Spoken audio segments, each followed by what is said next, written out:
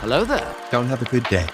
Have a great day. Talk to me, Goose. I'm gonna steal the Declaration of Independence. Why so serious? Squirrel! I could do this all day.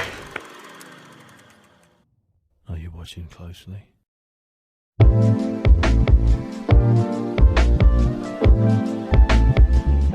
Welcome, everybody, to the One-Eyed Film Podcast. I'm your host, Seth Mossberg. Today we have Isaac Schmutzer with us today. Hey, Seth. Thanks for having me. Today we're going to be talking about Andor. I think one of the best pieces of Star Wars we've had in a long time. Isaac, what are your initial thoughts on Andor before we dive into it? Yeah, I think in the Disney era, since they've acquired it, it is probably the best piece they've released. Definitely the best TV show they've come out with. We talked about a little bit in the Is Star Wars Dead episode about how the TV show style of filmmaking is kind of hurting Hollywood. And I would say that's because most stories are meant to be made as a movie and then expanded and a lot of fluff added so that it can be a 6-hour TV show. Whereas this show was meant to be a TV show. It was written for it was actually written for 2 whole seasons because they know how expansive the story can be. And it doesn't suffer from that as opposed to something like Kenobi, which could have easily been a 2.5-hour movie without all the fluff. If I remember rightly, I think Kenobi was actually supposed to be a movie. Yeah. And then they transitioned it to a TV show. Yeah, that was the initial plan, and that I would think is what killed it and made it pretty terrible in my opinion. But we already talked about that. Today we're focusing on Andor, why it's so good, and what this means for Star Wars going forward. So one of the things that I brought up in the Is Star Wars Dead episode is filming on location. And as a kind of amateur filmmaker myself, I really get into this type of stuff, like how something is made. And I really appreciate, like I said, the technological advancement of the volume stage that Mandalorian used, because it makes things a lot easier, a lot cheaper to film, but you really feel like it's in a box. Andor films on location. They went to these grand mountains and they built these sets, and it makes it feel so much bigger. The way that the city feels is a lot different than the way the city in the Book of Boba Fett feels, because it was an actual city that they built, or at least a set with shop faces and all of this interior, exterior that made it feel like these were people living in a city rather than characters in a story. As you said, it just felt lived in. It felt like there were actual people there. Whereas with Boba Fett, it kind of felt like it was more of just a stage piece. Kind of like all the characters in the background were NPCs rather than people who could have lived there. Yeah. And I think part of it is even just giving so many people a story. They give the guys with the gloves, the scrappers, a story. They give the shop owners a story, and that kind of makes you feel like any other character you see could just as easily have their own story arc. And I think that's what's so great about the show, especially because a lot of the other shows we get kind of feel like everyone else is an NPC and just existing in the background just for the story and not having their own life. Whereas this show makes it feel like any one of them could play a part in the story. And they do, technically, by the end. They are all part of the uprising against the Empire. Yeah, it's kind of interesting because the camera will pan across a crowd, or like on Ferrix, they'll pan across and you'll be like, ooh, I wonder if that person could do something later on in the story. Mm-hmm. Oh, I bet you that person could do something. It's kind of just a guessing game because, as you said, everybody seems important. Everybody is given a role that's expanded upon. And the other thing that people have been saying about the show is that it's dark and gritty compared to what Star Wars should be. And I would agree with that. I mean, we open on a dark, rainy shot of Cassian walking down a bridge that isn't that unlike Camino, and it just brings a much more serious tone to the show. And I would say that when people say it feels like it's a show made for adults in a world that's made for kids, I would not agree with that. I think that Star Wars is made for all ages. While Andor probably isn't the best show to let your kids watch, I think that it brings a lot of realism to the Disneyfied Star Wars that we have gotten in the past couple years. Yeah, one of the big things in Andor is death, and that death comes a multitude of ways, and often we don't see necessarily the ways that it happens, but we see the after effects, and you can tell that somebody got messed up. Mm-hmm. You can tell they got thrown around. There's actual stakes in this episode. Blasters actually do damage for once instead of bouncing off people's armor or whatever. People die. Yeah. There's no force healing. Nothing like that. It's real. It's any of the characters could die at any moment. Like Bix's boyfriend just dies at the end of one of the episodes and he's not coming back. Like death is a real part of life. I mean, we know that Cassian makes it through, obviously, because he's in Rogue One. But every other character, we have no idea if they are going to make it out or not. And it gives, as you say, this show, it puts us on edge, because we're like, I really like this character. Could they die? I mean, in every other movie, you know, it's kind of, or TV show that Disney has put out with Star Wars, it's kind of obvious who has plot armor and who doesn't. I would say that was one of the big shocks at the end of Rogue One, is that all the characters that we followed for the whole movie died in the Death Star taking out that city. And that kind of shocked us, just to have a one-time movie that now everyone's dead. And yes, they're bringing it back now with Andor being a prequel to that spin-off, but I remember one of the writers of Kenobi said it was so difficult to try and craft a story that works with or fits with the canon of Star Wars, because Kenobi is sandwiched between episode 3 and episode 4. Obviously, you know where he finishes in episode 3 and where he starts in episode 4, and somehow you've got to bridge that gap. I would argue, now that the show has come out, you don't need to. I would have been fine if they had just left it be, or made a Kenobi series that kind of covered a different era of his life. But with something like Andor, we get no starting point for Andor.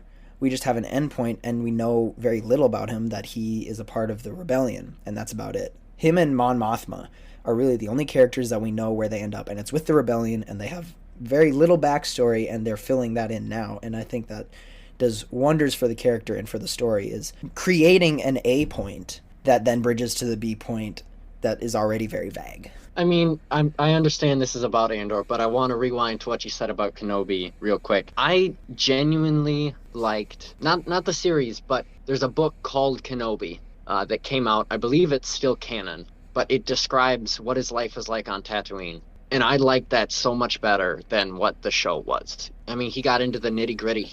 He made friends. He got out of his old Jedi ways. And it just spoke volumes to him. And it was cool. It gave us backstory as to how he understands Tusken Raiders. It's just, they had a better opportunity to do it, and they dropped the ball. Yeah, they basically had this entire script for Kenobi handed to them on a silver platter, and they failed miserably. I don't know how that happened. It's just, could have been so easy to write more of Kenobi on Tatooine, but then we had him world jumping to different planets with a character that I never saw coming. Never thought we would spend time with Leia, and I thought we were going to be with Luke, or at least kind of the guardian angel of Luke, and yet he was barely in it. I've already ranted plenty from the Is Star Wars Dead episode, so back to Andor. Yeah. It's a show that feels real, and I really appreciate that they were able to sacrifice some things, such as cameos that I think should be sacrificed a lot more often. That's another thing. There is no one, save Mon Mothma, who shows up and you recognize for the cameo effect. That's kind of not true. Oh, who? In the ISB. Is it the general? Yeah. Okay, but let's talk about that though. It's not a cameo, I would say. It's a character who's a part of the world, as opposed to a cameo like Ahsoka and Luke in the Book of Boba Fett. Yeah, but he's well known in that he's introduced in Clone Wars and he's a followed character in Clone Wars. But you're right, it's not like we're getting a Harrison Ford or a Carrie Fisher, but it's a character that is known by fans. Yeah, I would say probably the same level as Mon Mothma. Actually creating a story and a reason behind their actions. Like, again, with this show being very real, bad guys are not just bad guys. Like the Emperor wanting to have 1 million Star Destroyers just because. That was just a plot device that made him seem bigger and badder than he was in episode 6. It gives characters morals, at least to what they're doing and why they think they're right, even if they're seen as the enemy and the antagonist. It's interesting because the show, while we understand that the Empire is evil, there are parts of the show where you start to second guess whether or not what the rebels are doing is right. I mean, there's a quote in episode 7 when one of the characters, Luthen, who kind of organized the rebellion, is talking to Mon Mothma. And Mon is concerned because she's like, people will get hurt. And Luthen said, that's the plan. He's making it clear that despite all of their best intentions, people are going to get hurt.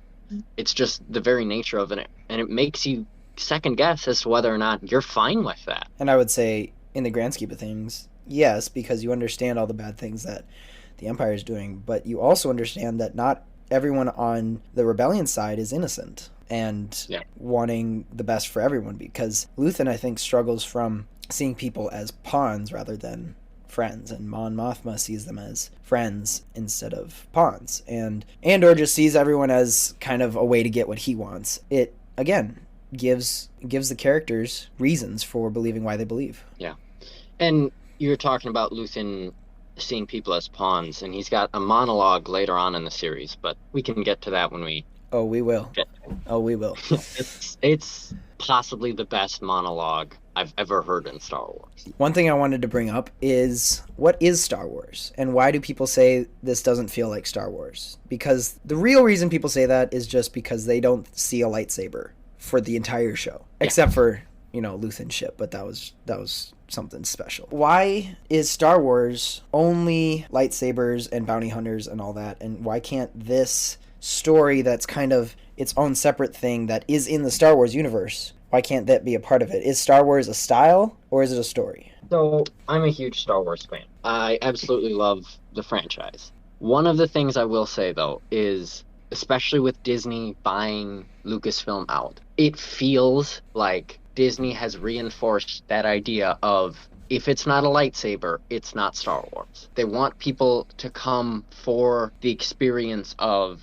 having a lightsaber fight, having a lightsaber battle, watching the Jedi do their magic and fight against the Sith. And I think that was especially one of the things with episode 8 of the movies, where there was no lightsaber on lightsaber fight. And it was something that many fans felt disappointed by, myself for a little bit included in that. Because it's something that Disney has drilled into us of, it has to be a lightsaber, there has to be Jedi, there has to be Sith. And it's refreshing to step back from it and see, this is not the normal world of Star Wars. This isn't something that happens on every planet. Most people go their entire lives without ever seeing a lightsaber, and it's refreshing. I would say it kind of relates to us in how we relate to, say, our government. There's a lot of attention given to politicians and everything that happens in government, in the news mostly, and yet it doesn't directly affect us. It does affect us, the decisions they make, but in the sense of the story of people's lives in the upper class like that, it does not affect us. And that's kind of what the story of Darth Vader or what someone like that feels like. But then you get to the Luke side of the story where he's a farm boy who gets called on a crazy cool mission. It normalizes it and brings it down to our level,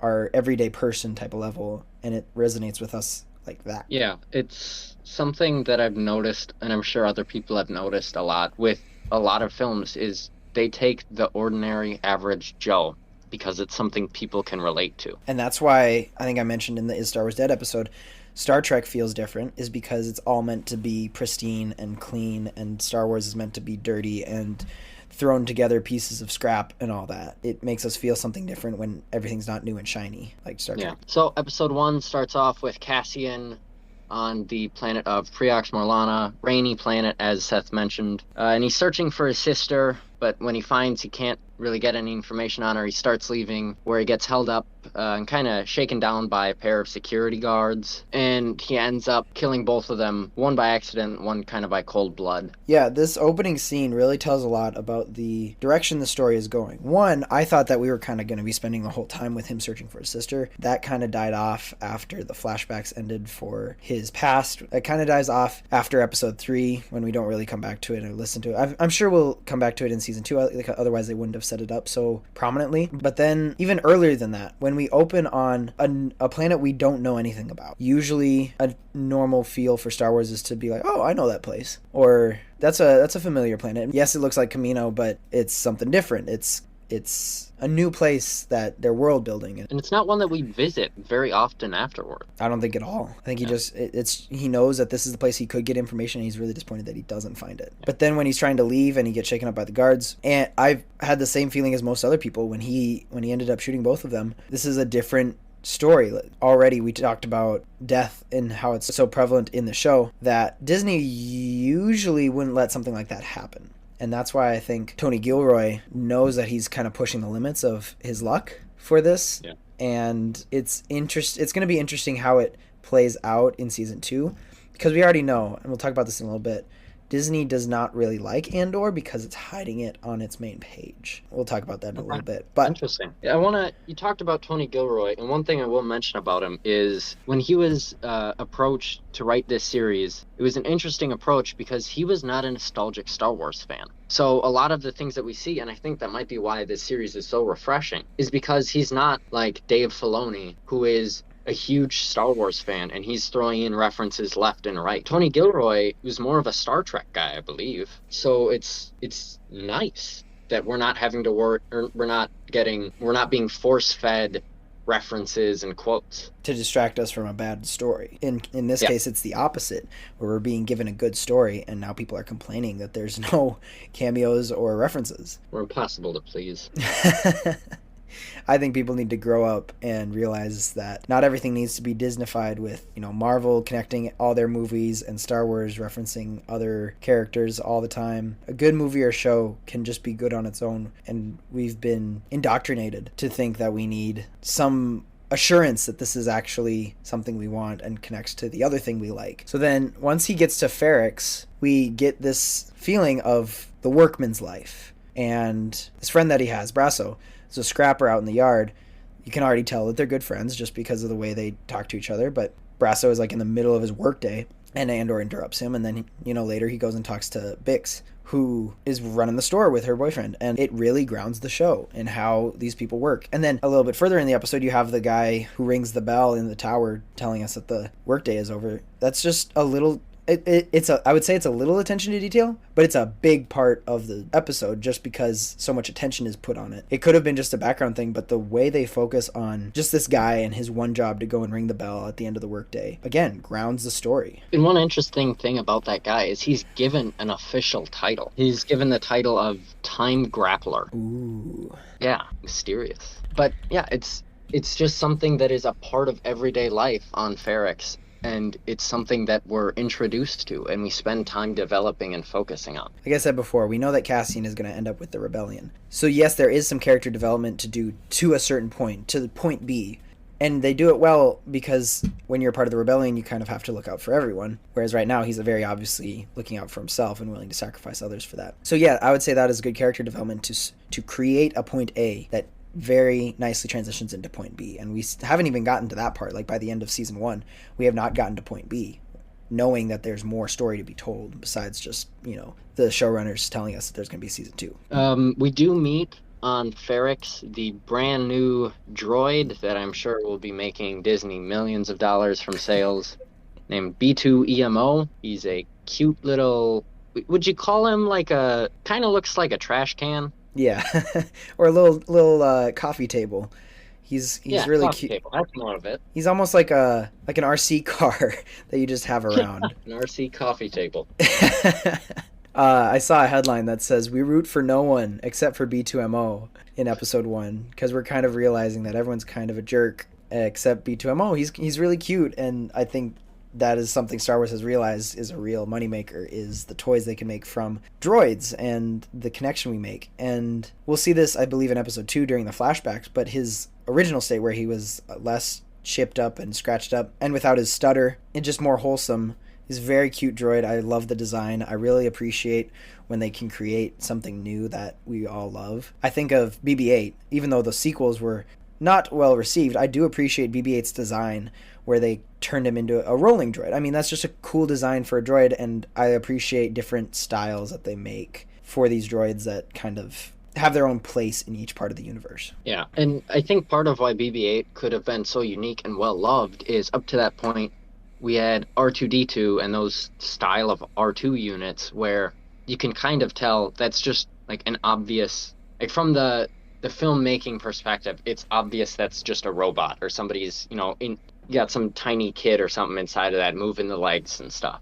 And then you've got the protocol droids, which are obviously just people inside of suits. And then BB-8 comes along and it's like a floating head over a rolling body, and it's kind of like, whoa, how did they do that? Yeah. The thing I will say, though, also about B2EMO is things on Ferrix are old and worn and used. I mean, we can see that with the gloves. They all look like they've been well used. We see that with B2EMO. In fact, when he's talking to Cass, he has a spot which I'm very grateful we received, where he has to stop, and he literally says data lag. And Cass asks him to lie for him, and he like does a quick self-check, and he goes, I have enough power to lie. Stuff that we've never seen before in Star Wars, and we've kind of just assume happens, we now get to see, and we're like, I never thought about this, but I like that it's there. From what I remember, he actually uses more power to lie, like physical battery power to lie, and that's a cool concept, that it takes more effort for a droid to be fake, and it's kind of the same way with us. And it's a good analogy to kind of think about. Oh, maybe it's just easier to tell the truth. We're also introduced to Deputy Inspector Karn, a very interesting character. One of the first we will get to know who's on the opposing team, but we spend quite a bit of time with. He seems kind of like a blue collar, just I want to do the best at what I do guy. Of course. I mean that's his whole character, is he wants to be the best, at least at what he does, but he also kind of wants to climb the ranks as much as possible. And we see why later on in the series, but besides the point right now.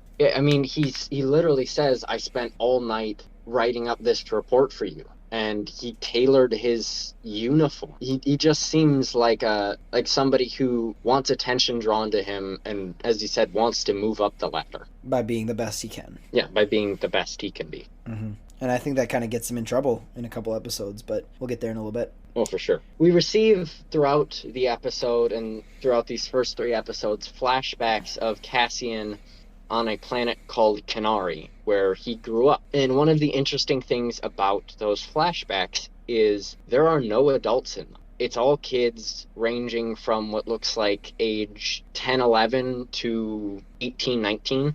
I never noticed that. There are no adults anywhere throughout that. And another thing that I noticed is their clothes don't fit. They've all got like belts or some other way of making sure they stay on. So obviously those clothes are made for somebody larger, like an adult. So the question arises, what happened to the adults? Yeah. And we see that again later on, I think next episode as well. We assume what happened, but yeah. Talk about that in a little bit. So moving on to episode 2, I actually realized by episode 2, also pointed out to me by people online, that the intro music changes between episodes, and it kind of became a thing where we were looking forward to what that intro music meant, or at least what it sounded like, where it was the same theme, but it was done differently. Yeah, it set the tone for the episode. It kind of directed us as to what we were supposed to feel throughout that. For instance, the episode 1 intro music, to me, it gave me like a sort of excited stretching of legs feel. Like this series is starting off, I'm excited, I want to see what happens. It kind of gave me a similar feeling to the music of Test Drive, if you know what that is, from the How to Train Your Dragon movie. It's got that same kind of, we're just stretching our legs, we're feeling out what we're going to do, but we're also excited for what's going to happen. Yeah, the intro music kind of is just as important as the opening shot, where it sets the tone for this, at least the first couple scenes, and if you go back and analyze it, it is preparing you for what's coming in the show, and it is also an analogy in some sense to compared to what instruments they use and what happens in the episode. Like, is it a bunch of bare bones, only what you need, or is it a full orchestra when you once we get to the part where everyone's kind of working as a team? I believe that's what happens in that episode theme music, that everything is together and working well and sounds beautiful. It does seem like when we have episodes focusing mainly on individuals, we get like individual parts of an orchestra, like the strings or the brass. But when everybody's together for like the last 2 episodes, it's a fuller orchestra. I think sound design and composing is just as important as framing of a shot or the story arc that you tell. It's essential and can be used as a tool rather than just a necessity. I would argue music might be more important than the framing of a shot, because music is often something you don't pay attention to in the background, but it kind of sets your mind for what you're expected to feel. Sure, I agree. Like if you hear a trumpet blowing, a steady beat that's kind of uplifting, that's what your mind's going to feel. You're going to be like, oh, this is an uplifting scene coming up. We're going to see, somebody win. But if you have that same scene and you're playing slow, sad violin music over it, you're gonna be like, oh, something sad's gonna happen. Mm-hmm. But you don't think about that. It's just the way your body or your mind naturally reacts to the music. Yep, and the way that composers have been using music recently can be pretty interesting. Like, I think probably the one thing I can really appreciate about Doctor Strange and Multiverse of Madness was the fight with the music notes. Yes, it was a little on the nose, but the way that they would have had to choreograph the scene as well as compose the music was probably a lot of fun and really interesting to make. And now this, where you have each episode kind of starting off with a different vibe depending on how the theme music is played, really well made and put together and planned out. Interesting. I never thought about it that way with Doctor Strange. But now on to episode 2. We are starting to see how people's individual stories are coming together. We understand why Karn is a part of the story now. He is kind of tracking Cassian and the murder of the 2 guards that happened in episode 1. We're seeing all these stories kind of come together, but we're also being introduced to more stories. We are introduced to Luthen more as a character, at least as a mysterious character for now, but he slowly gets more character development, obvious, as the show goes on. I'll start off with what we start off with the intro music. The subtitles on Disney Plus, which, by the way, I highly suggest you watch with subtitles. Helps you pick up on some stuff you never know. For instance, subtitles state it as suspenseful music, which I found very interesting that they're telling us what we're supposed to feel, but I like it. Yeah, sometimes the subtitles can give away something that you usually wouldn't pick up on. Sometimes it's helpful, sometimes it's kind of spoilery, but yeah. As I alluded to earlier, right away when the episode opens up, we discover how the kids on Kenari kind of got to the position they were in. When we go past a gigantic mine that's kind of just dug into the ground, and we see a lot of the kids look at it with a sad, kind of mournful look. So it's pretty safe to assume that their parents probably died in that. Yeah, I like those Easter eggs that aren't even Easter eggs. They're just kind of suggestions that we can fill in the gaps either with our own story, and that's kind of the interesting thing about Star Wars is there's so many things that you can write a story about. That alone is a whole series in and of itself.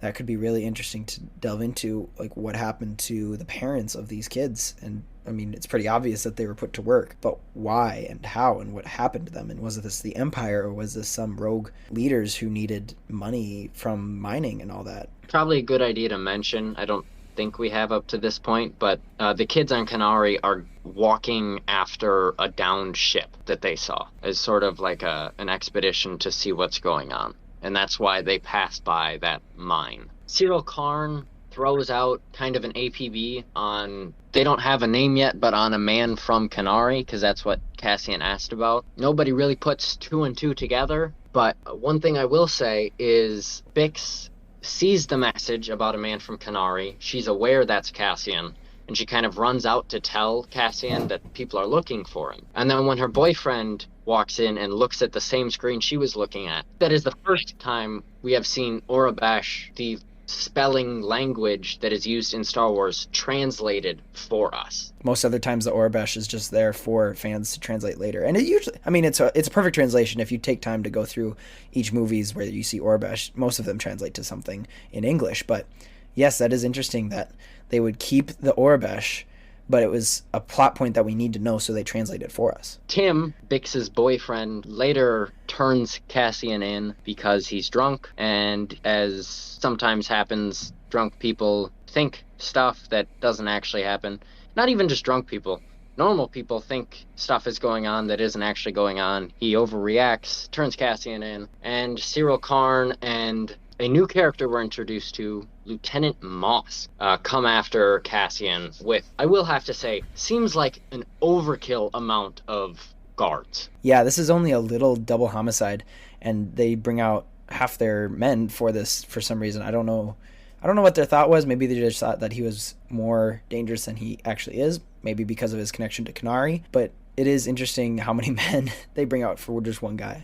One thing that I was talking to somebody, can't remember who, but I was talking about this part in the episode where we see all of those guys. And the person I was talking to went, well, you realize those guys are kind of supposed to be like the police, and they're the boys in blue, which is a nickname for police. Mm-hmm. So I just found that very kind of a funny, I don't know if it was intentional or not, but kind of just a funny little, yeah, It's the boys in blue. Yeah, I would say they're the enforcers of the law. I believe we're introduced to Luthen as well, at least in greater detail. Yeah, it's more of a shadowy reference of like, yeah, I have a buyer who wants to meet with you. So Cassian has this tracker that now Bix has gotten a hold of her buyer, who he thinks is going to buy this off of him just as a deal and then be done with it. But Luthen has other plans, as we'll see in a little bit. An Imperial Starpath unit, I believe it's called. But yeah, I believe it essentially is just a tracker. I think one of the last things to say about episode 2 is the flashback to Kenari, where the kids finally get to the crash ship. They're attacked, but they win. But they get to see the terrible repercussions of this crash and the crew's yellow faces, which kind of suggests that they were poisoned, and kind of a hit of reality for them. And they're just intrigued by the spaceship that has crashed, which they don't do that usually. I do want to say one thing also on episode 2. At the very end, Cyril Karn gives a speech to the assembled men, and I will say it is possibly the worst speech I've ever heard. Yes, I think it was supposed to be that. It was awful and flat. It seems like something he's been practicing for years, hoping for a situation like this, but it's just not a good speech to begin with. Yeah. Yeah, I think that was just really funny. It was meant to cause us to cringe just because we know that they're in the wrong, but it's also funny to just hear him try and be more epic than he actually is. So now episode 3 is kind of the end of the first arc of the series, and this first initial story on Ferrix, as well as the end of the flashbacks of Cassian and kind of how Marva works into this, as well as Karn's whole employment as an officer, all comes crashing to the ground by the end of this episode.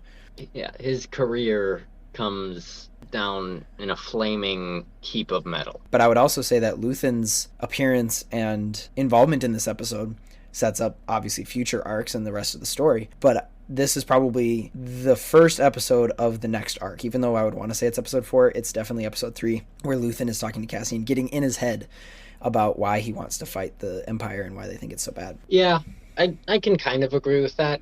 It's a transitional episode, but I do still feel like because the flashbacks are there, it's still a part of the first arc. So let's start with the flashback where Cassian is on the ship and searching around, and then Marva and her husband are coming to scavenge valuable items and find Cassian, and they have compassion on this young boy, and they kind of kidnap him, honestly, but also rescue him because they know that this ship is dangerous, and obviously we know that she ends up being the motherly figure to him. One thing I will say is I don't think that Marva, and I believe Clem is her husband's name. Yep.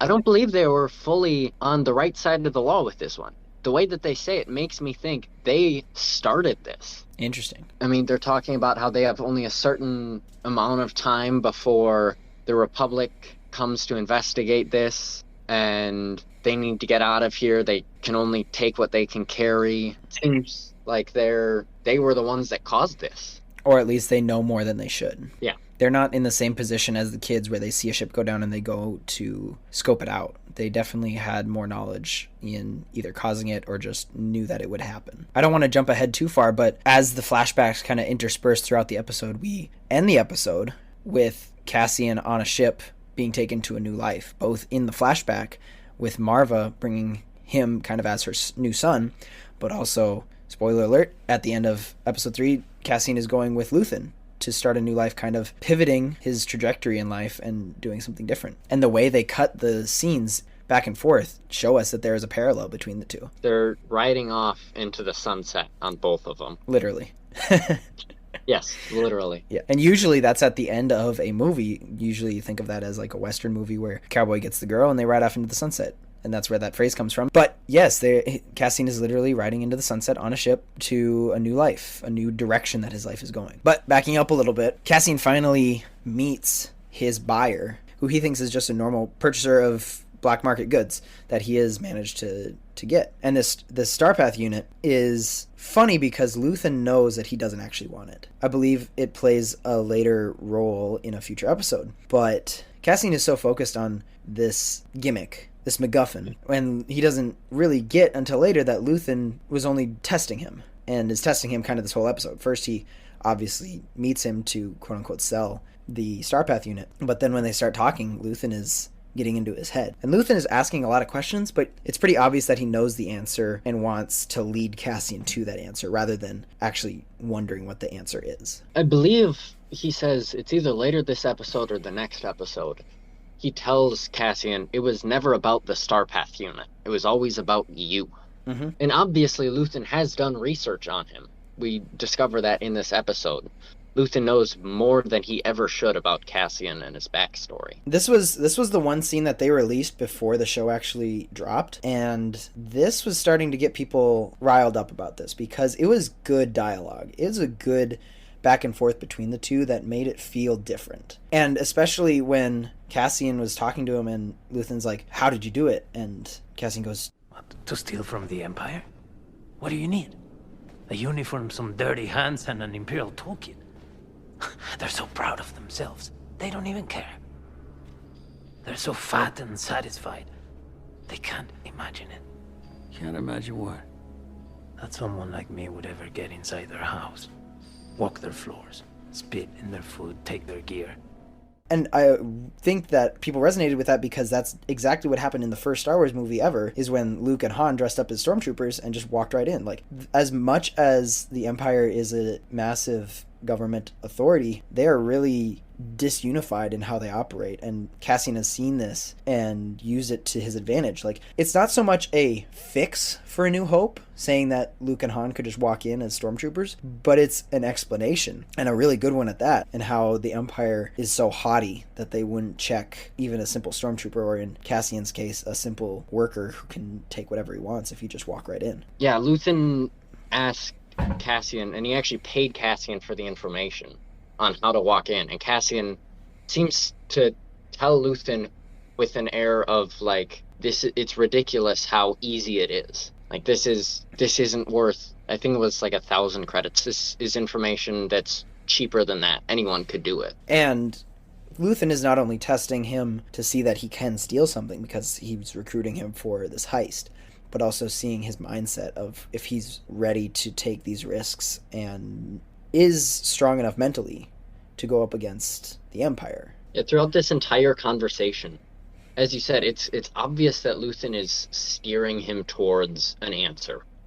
And it's obvious that he's manipulating with Cassian's emotions and his thought process to lead him towards a specific feeling and a specific answer. And he gets that answer when Cassian has the blaster to his forehead, and Luthen says, "I am giving you an opportunity to do what you've always loved to do. Are you going to take it, or are you going to kill me?" And Cassian finally lets down his pride a little bit to understand that this man has a bigger plan than he can ever realize. Yeah, Cassian seems to just be living in the moment and worrying about that, whereas Luthen is seeing a big picture thing. Exactly. That's all what Luthen does. He knows what his end goal is, and he lets people know very little about that. But they come to an agreement. Karn's men are now on the building. They escape through some diversion, and this is also the scene where all of Ferrix is banging on all the metal to distract Karn's men. And Marva has a little monologue at that point, and she's talking about how the noise is really annoying, but it's when it stops that's the most worrying. To be clear, yeah, she's talking to two of the security guys that were left at her house. Yep, and they're wondering why she's so calm about this is because she knows kind of the Ferrix way of dealing with things. And the way that monologue went was crazy cool, just when she said, "That's when it stops, and then you're scared," or something like that. Throughout that entire thing, I was just thinking, "Hi, my name is Marva Andor, and this is my TED Talk on psychological warfare."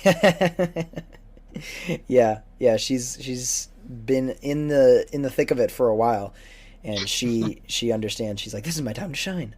Yeah. But this is a scene that I would say fits well with my ideology of the lack of sound creates a better feeling for the audience than including sound. Now, of course, like we were talking about earlier, theme music can be a very powerful way to show emotion or tell us what emotion we're supposed to be feeling. But the lack of sound here, when the bells and the chimes and all that stop, gives us almost a sense of dread, the same dread that the soldiers kind of are supposed to feel, where they're like, "Oh, what happened? What's happening? What's going to happen?" And it's really well done. Yeah, I agree. We are put in the shoes of those soldiers when the banging stops. we're kind of like, something's about to happen. Something's going to go down. And we're on edge as much as the soldiers. And like we said before, then they ride off into the sunset, and that arc of Andor ends, and we're on to episode 4. Episode 4 starts the next arc that we have on a planet called Aldani. And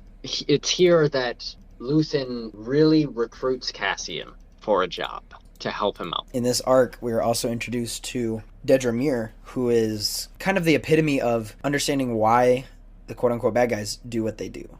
She has a reason, she has emotions, feelings for what orders she gives, and how she deals with people, especially like people like Karn, and gathers information to further her search of Cassian. Dedra is a part of what's called the ISB, the Imperial Security Bureau. And essentially their job is to figure out who's not loyal. They're kind of like, you could say, kind of like the SS in World War II, Nazi Germany. They're kind of just trying to figure out who's not loyal. But one scene that I really appreciated is Dedra's talking to her immediate supervisor, Partagaz, captain or general, something like that. And she recites like what the goal of the ISB is, word for word. And Partagaz calls her out on it. And he explains, security is an illusion. You want security? Call the Navy. Launch a regiment of troopers. We are health care providers. We treat sickness. We identify symptoms. We locate germs, whether they arise from within or have come from the outside. The longer we wait to identify a disorder, the harder it is to treat the disease. And I think that's a really cool line because of how we know the story ends up with the rebels finally taking over. But knowing that they, quote unquote, didn't catch it soon enough is crazy to think about. But that's their mentality of healthcare providing instead of actual security like they promise. Yeah, it is very interesting that that's the way that it is phrase. They're healthcare providers, because then it's seeming like what they're doing is for the greater good of the Empire, and it's not just culling the herd. The one thing I have to say about Partagaz is that he says that so straightforward, and I would chalk it up to partly being the actor just knowing his lines well and just saying them straightforward, but it's a reflection on the character who has come to believe this through and through and is very professional. Everything he says, there is no stutter, there is no pause. He just says it because he is, I would say, a good leader who knows how to talk well, but also the way he says that line just shows that he believes that through and through. Yeah, throughout this entire part of the ISB where we get to see Partagaz, every time like he's involved in it, I always think of him as like the old tenured professor who wants to help the students, he wants to get them to where they want to go, but he also wants to make sure they work for it and they understand what they're doing. So now we get kind of to the meat of Luthen's heist that he is telling Cassian he's now a part of. He gives Cassian a fake name. He goes and talks to Val, who is the co-leader almost, because Luthen is in charge, but she's kind of the one who heads up the entire team, and she has some choice words. Let's say that. Yeah, when Luthen tells Vel that the only option she has is to either use Cassian or to call the mission off, she turns to him and she goes, "Plug in some new person. It'll tear the team apart." Well, that's not much of a team, is it? Whoa. Yeah, I was like, whoa.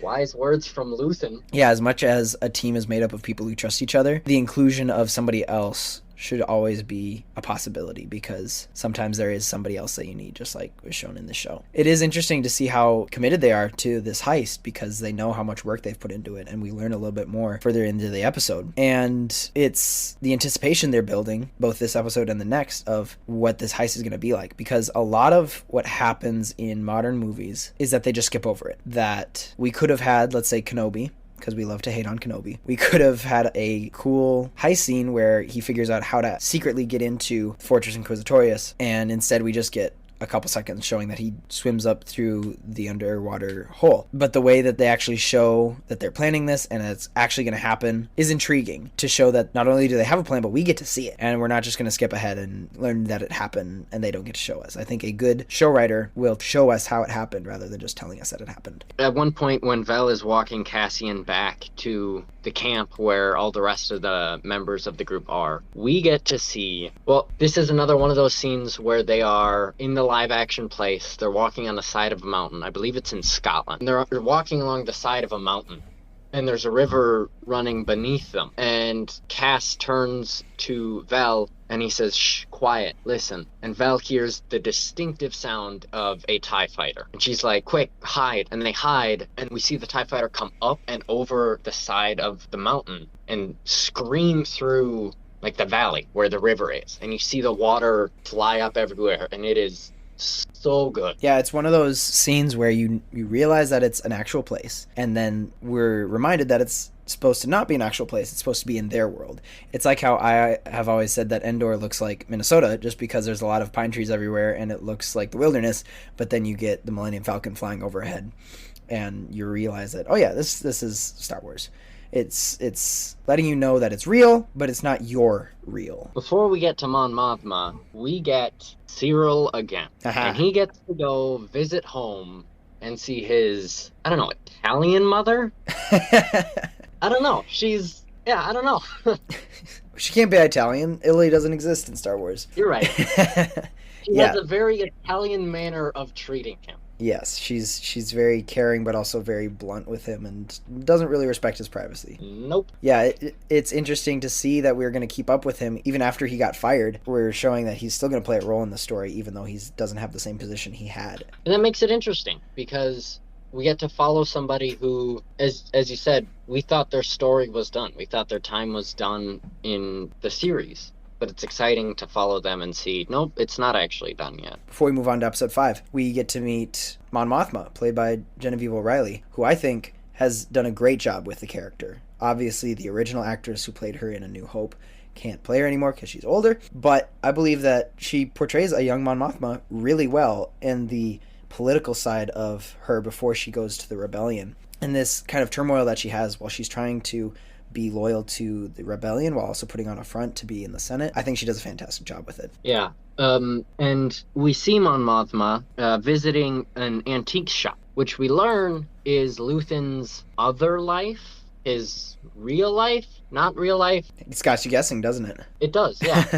No, I'm uncertain as to which one he actually is and which one is his secondary life. Yeah, we see him putting on a new robe and a wig, and he even does his little kind of hand gesture to show that he's more fabulous, he's more professional now, but then it immediately dies because he knows that that's an act. He's got to get into that character of the antiques dealer that's all a front for his rebellion needs. And Mon Mothma is just a financial supplier of Luthen's who's giving him money for the rebellion. Exactly. But I will say, throughout the next 3 episodes, we get to see to the inside of Luthen's shop. There are a lot of Easter eggs. This is probably the closest that we get to fan service that this show gets. Absolutely. And it's not even direct. It's if you know the lore of Star Wars or have a keen eye. It's not anything in your face. It's just subtle. And I think that's how Easter eggs should be. Is just a little thing that's the actual fans will get, but the normal viewer doesn't lose anything by not knowing about them. So the items that we see in Luthen's shop throughout the series is the Starkiller armor set. We see a set of Mandalorian armor, a Nabooian queen headdress, presumably Padme's, Jedi and Sith holocrons. We see part of a mural from Star Wars Rebel series. We see Plo Koon's mask, the Jedi Temple Guard mask from Clone Wars, some Wookiee armor, some really hidden Easter eggs. We see Indiana Jones's whip and the Sankara stones, also from Indiana Jones. I love that. We all remember seeing 3PO and R2 in Indiana Jones, and also we get an Indiana Jones reference in the Star Wars movie.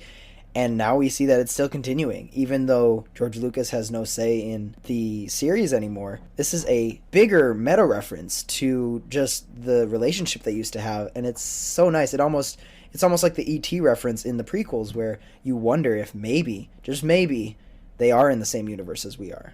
We also learned that Mon's staff is slowly being replaced by Imperial plants, hoping to learn information about her. And I believe that's how the episode ends. Yeah. And then we move on to episode 5, which just gives us more preparation for the heist that they're about to do. I'm going to touch on the intro music again briefly, and that it sounds and feels like a ticking time bomb, which is kind of what this episode is. I remember that. I remember hearing that and kind of feeling anxious. Yeah, we see everybody getting ready to launch her attack. They get into position. Mon is kind of just feeling backlash from her family, from the Senate. Yeah, she's really just feeling the weight of living that double life, trying to be one person for the people she's around, especially her husband and daughter, and that she kind of has to go against the people that she loves the most while also living for a cause she knows is a lot better than what she says in her everyday life. Most of our time this episode is spent with the heist crew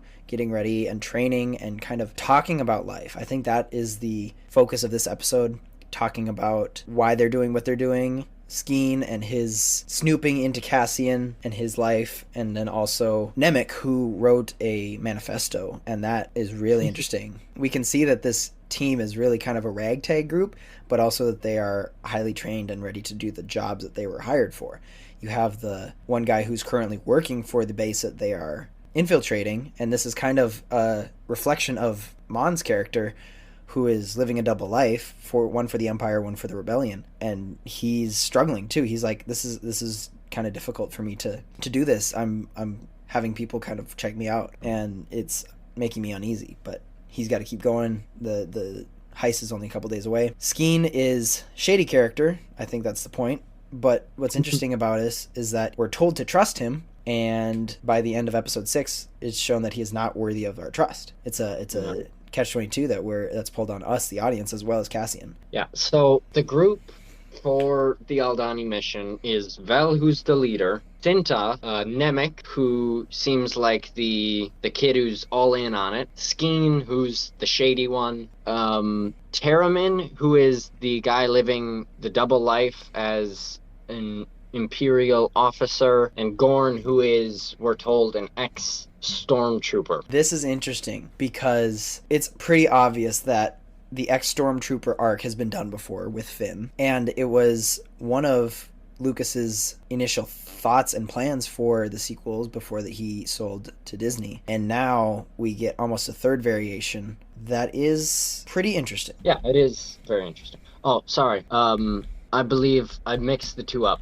Gorn is the Imperial officer and Teramin is the ex-stormtrooper. We cut to seeing Gorn doing his job as an Imperial. This is also the introduction to the whole reason they're doing the heist now. And that's the eye that the locals kind of have as their holiday of the planet, going in the asteroid belt of the planet nearby, I guess, and really making this beautiful astronomical show. Yeah, it's like a meteor shower almost, but it's not. It's not. Yeah. Yeah. Their holiday kind of celebrating this astronomical show, and we'll get to that in episode 6. But they're using not only Cassian's ideology of hiding in plain sight among the Empire, but also using distractions to say, look over here, but I'm over here. I mean, I'd say that's the perfect heist in any good movie, is that you're trying to divert the attention or do it during something that everyone else is going to be paying attention to, and then you're somewhere else doing what you need to do. So we learned that their use of the eye is both as a distraction, but also their way out. Because we're told it's something that has been plotted perfectly down to, like, the second, where it happens every single year. So they're planning on using that as a distraction to slip into the base. I don't think we've said it yet, but the whole point of it is they're going to steal credits, they're going to steal money from the garrison, and then they're going to take a ship and fly out of there. And they're hoping that because they know exactly how the asteroid show is supposed to go, they'll be able to get out, and TIE fighters that will presumably chase them will get caught up and they won't be able to make it through. And then we see something, again, I don't think we've ever seen in Star Wars. We see Daedra taking pills, which is interesting because it shows us, again, that the people of Star Wars aren't the perfect, pristine, always up on energy characters that we're used to. They're kind of like us. They get tired. Yeah, they get tired. They have mental health issues. They're still human, and that's something you kind of have to overlook in actually most movies, if they're fantastical movies, is that there probably wasn't a fall. There isn't the real concept of sin by that name in these movies, but it exists to us, the audience, and we understand, good and bad. We understand human depravity. We understand our bodies are falling apart because of sin and all of that. So you just have to kind of ignore it when it comes to these movies, because these movies are supposed to take you out of the world we live in for a moment to a fantastical place where it's either better or there is a different normal. That I believe is the reason we watch movies, and even so, you can still ground it in a way that makes it relatable. Movies and shows are trying to take us out of the broken world that we currently live in, and they hide that with always making the characters seem like they're well rested and ready to go, and there's no real like mental health issues.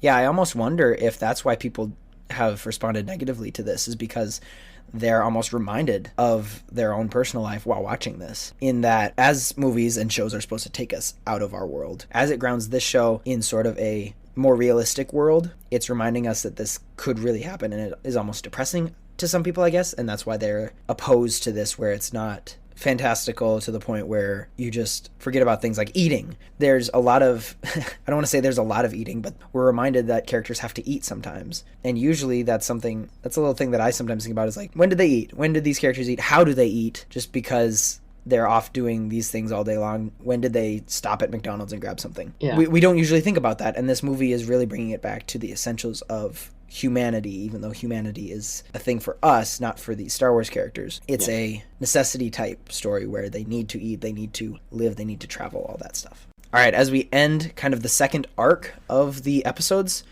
we are rewarded with the heist finally taking place. And I gotta say, really well put together, especially when we get to the eye, the actual visualization of the eye. Oh, beautiful. so good. Well done, beyond anything I could even compare it to. There are very few scenes or shots that I can say made me feel in awe. And not only that, but they also gave it a reason for happening. Like, they say that the planet they're on is moving through an asteroid field kind of at higher speeds than usual, and that's why the asteroids kind of are flying through the atmosphere overhead and creating this streaky effect where there's so many asteroids at once. It makes sense that this is happening. It's almost physically possible. But here, as we are in the middle of the heist, the group is kind of showing their guerrilla side, where they take the commandant's wife and son and are holding them at gunpoint. And literally, you think that they might shoot them at any point. Well, absolutely. This is part of that scene where this series starts to blur the lines between, okay, who's really the good guys here? Because, I mean, they're very cold-blooded about how they do it. Yep. I mean, they're jabbing the blasters into the back of people's heads. They're saying, you know, if we don't make it out, everybody goes down with us. It really starts to blur the lines. It almost makes us anxious for what we have set up as the heroes. And if we almost wonder, are these actually the heroes? Have we been duped to think that these are the good guys? And in a sense, yes, we have, because they're the protagonists, the people we are following in the story structure. But when you start seeing questionable morals, you wonder, whose side am I really on? But we're getting ahead of ourselves. A little bit, yeah. Let's back up a bit. We're at like the back half of the episode. Episode starts with the group camped out on the side of a hill, a little bit outside of the garrison. They can see it and stuff. But Nemec is talking to Cassian, and he says when he can't sleep, he writes. And something that he said, I think, can sometimes apply to us. Struggling to understand why my faith doesn't calm me. I believe in something. Why am I so unsettled? I mean, you have nothing. You sleep like a stone. I think Nemec's inner processing about all that he believes and his own questioning of why can really reflect our thought processes as we hopefully are questioning our own faith. Why do we believe what we believe, not just taking it at face value? Because I believe a lot of what the characters who are part of the rebellion suffer from is that they take it at face value, and when they realize why they're fighting, they really become really engaged in the rebellion. Yeah, and it's something as Christians that we're told. We're told not to just accept our faith. We're told to question it. Because, I mean, what's the point of doing lip service to something and saying, like, oh, yeah, I believe it, if what you're really doing is just that? It's just lip service. You're not really believing. You have to question, why do I believe this? What is the reasoning behind that? And then you truly start to understand, okay, this is why I believe. So the guys who are part of the group, they dress up in the Imperial uniforms, and they are kind of guarding the structure that the Donnies are about to gather around for their ceremony. And they're kind of having a discussion about how the Empire has treated locals in recent years, as the Empire kind of wants to be all industrial, whereas the locals still want to have a respect for their land. Yeah, the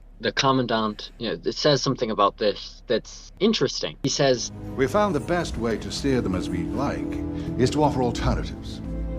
You put a number of options on the table, and they're so wrapped up in choosing they fail to notice you've given them nothing they thought they wanted at the start. A lot of those quotes just kind of, are written towards the audience rather than for the story, because they're so direct and so detailed that you're like, oh yeah, I see that. Oh yeah, absolutely. It's, you can tell that's more of the ones that, while it kind of helps with the plot, it's directed towards us in the audience. Long story short, the first part of the heist is very successful. They make their way into the garrison, and while all the soldiers are distracted watching the eye, they slip down into the basement where the money is, and there they quote-unquote recruit some of the soldiers who are left down there to help them out.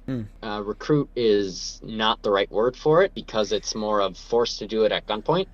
But that part goes without a hitch until the comms that they managed to jam reveal that they jammed everything except for the comm channel that they are using. And the officer who is running that discovers that and listens to them and brings a group of soldiers down with him to help stop the robbery. And that's when they're caught and ends up in a firefight where they lose a couple of their men, both on the Commandant's side and on the Rebel side.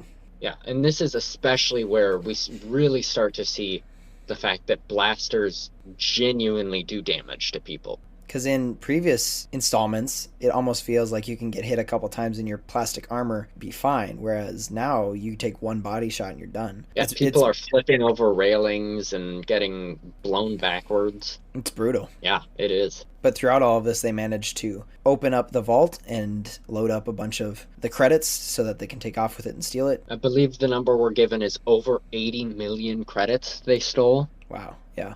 Even crazier is they took a very small percentage of what was in that vault. Yeah. And I think that's when you look at pictures of like the vault as they're loading it up, you see it goes further back, and they haven't touched the stacks further back. Yeah. And it does a good job showing scale, and obviously the credit is supposed to be $1. I don't think there's any sort of inflation or difference in value. It's just supposed to be something other than the literal word dollar. But yeah, it's supposed to be a lot of money so that we feel the pressure of getting this right and making it actually happen. Harriman dies, and so does Gorn, so they're down to 4, and then as they make their escape, they have to like launch the shuttle kind of down kind of like a roller coaster launch kind of thing to let them build up speed. Poor Nemec gets crushed by capitalism. That's the phrase that goes around. It is a very symbolic death. Like, that is very intentional, the way that the palette of credits crushes his lower half, and so he's paralyzed. It's kind of a crappy way to go, because he got out of the shootout only to be crushed by the palette of credits. But then we get up into the air and we really get to see the eye. I was waiting for this entire episode. I remember. I have too. It is something else. When they finally get above the clouds and you see the streaks of smoke almost that the asteroids are leaving, and just the way that it looks like an eye, I realized finally, I was like, why are they calling it the eye? And then I saw it and I was like, oh yeah, that's why.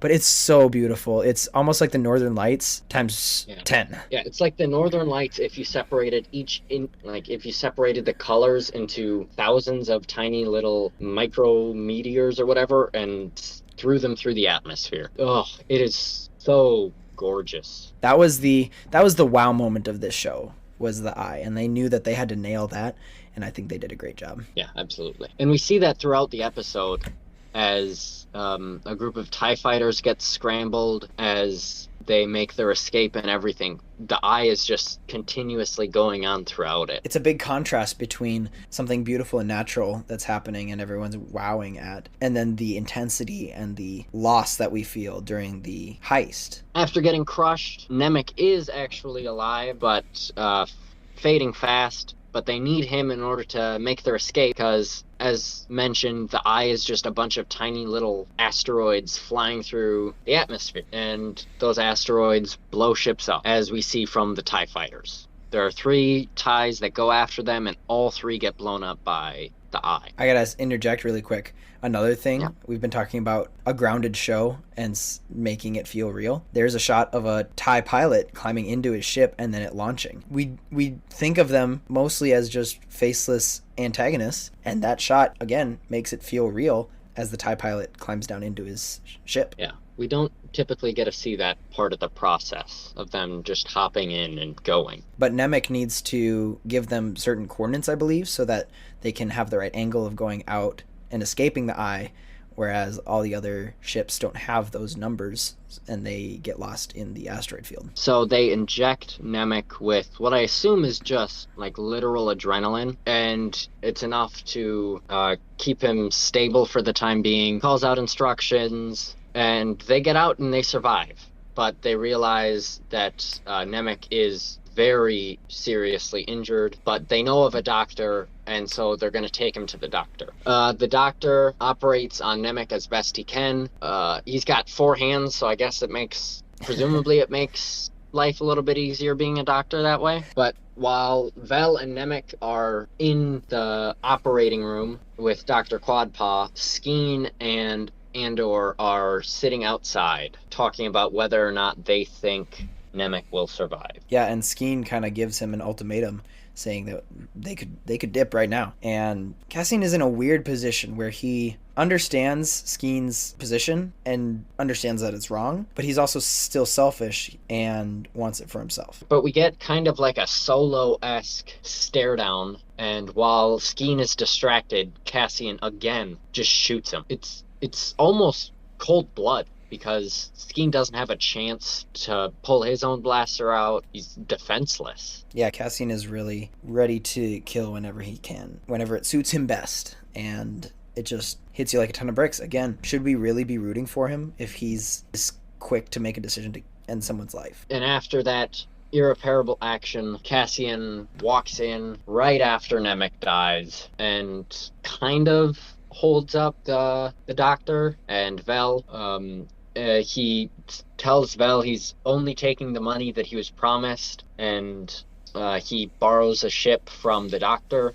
And right as he's about to walk out the door, Vel tells Cassian that Nemec wanted him to have his manifesto. And one of the questions I had was, is that really what Nemec wanted? Or is that just something that Vel is giving in the hopes that Cassian will return? As if Vel knows that reading it and understanding it would help Cassian. Yeah, that's interesting. And because I know that he takes it to heart, because we come back to it in a future episode. But by the end of this episode, we return to Luthen for a brief moment, and he hears that the heist was successful and that the end goal was met and they have 80 million credits. Regardless, he only has 2 of his team left, and that's Cinta and Vel. Cassian is on the run, everyone else has died, and yet he sees that it was a success because to him, he's not personal like others are, like Mon Mothma is. And he just knows that the heist was a success. But when Luthen learns about the heist being successful, he kind of walks into a back room and just laughs. And it's the kind of laughter that's like, I've been carrying a huge weight on my chest and now it's off and I don't have to worry about it anymore. And it's something that is relatable, because it's a laugh that I'm sure almost everybody has had at some point. It's like a mix of both disbelief that it was a success and relief that it's over now. And I would say that at this point, literally being the halfway point of the season, it's a turning point, because everything in the past had been looking forward to this point. Now everything in the future pivots around this point, either connecting Cassian to both Aldhani and his murder in the first episode, and just the repercussions that now Luthen and Mon have to deal with, and the lengths they have to go to cover it up. At the end of episode 6, we see Mon addressing the Senate very briefly, but we learn that practically nobody is listening to her.